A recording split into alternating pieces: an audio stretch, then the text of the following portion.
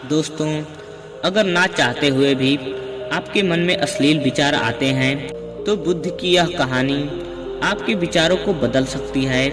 तो वीडियो को बिना स्किप किए ही अंत तक देखिएगा।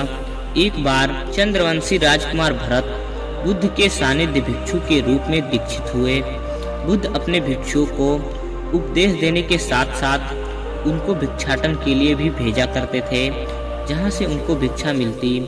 भरत को महात्मा बुद्ध ने भिक्षा लेने के लिए एक श्राविका के घर पर भेजा। भरत रास्ते में चलते हुए सोच रहे थे कि ना जाने आज खाने में क्या मिलेगा।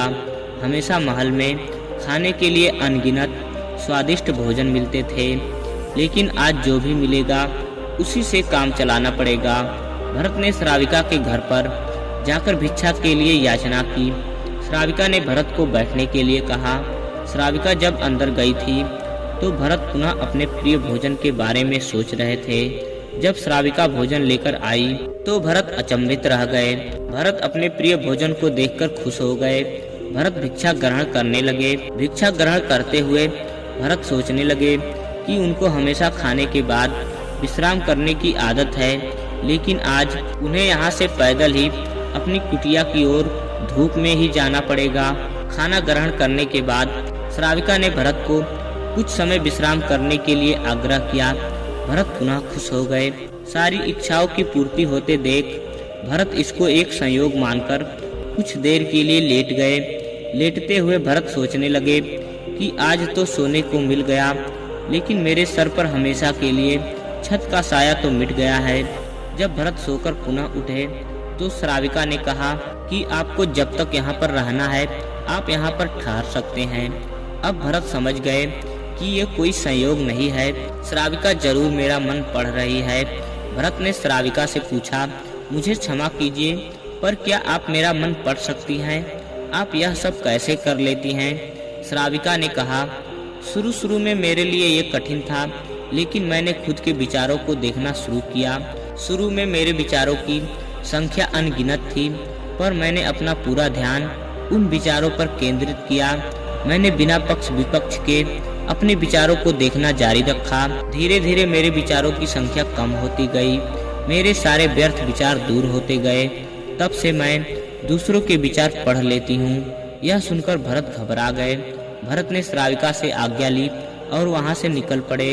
रास्ते में चलते हुए भरत अपने मन के विचारों को स्मरण करने लगे।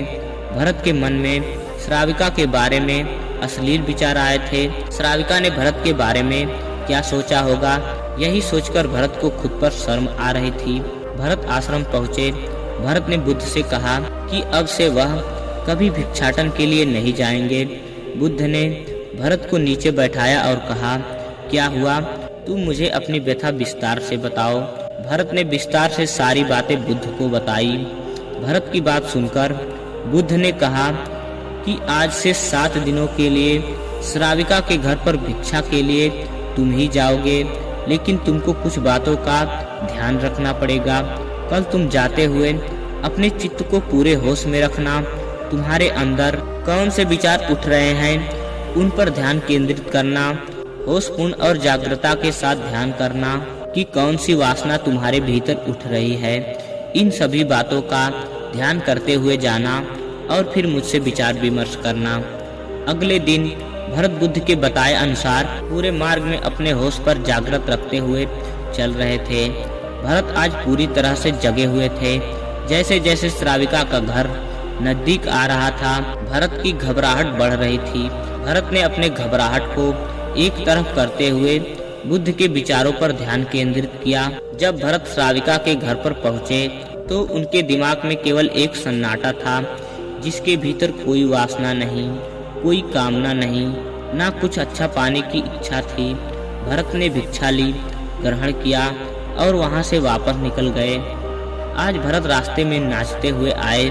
आज उनको जिस आनंद की अनुभूति हुई वह अद्भुत थी। आज से पहले इस आनंद को उन्होंने कभी महसूस नहीं किया था। भरत ने आश्रम जाकर बुद्ध को प्रणाम किया। दोस्तों, हमारा मन हमारे वश में है, हम अपने मन के वश में नहीं। इसे आप जैसे चाहे वैसे तरीके से चला सकते हैं। दोस्तों, कहानी अच्छी लगी हो तो वीडियो को लाइक जरूर कीजिए और ऐसे ही ज्ञानवर्धक कहानी सुनने के लिए हमारे चैनल को सब्सक्राइब कीजिए। मिलते हैं एक और नई वीडियो के साथ, तब तक के लिए जय हिंद, वंदे मातरम।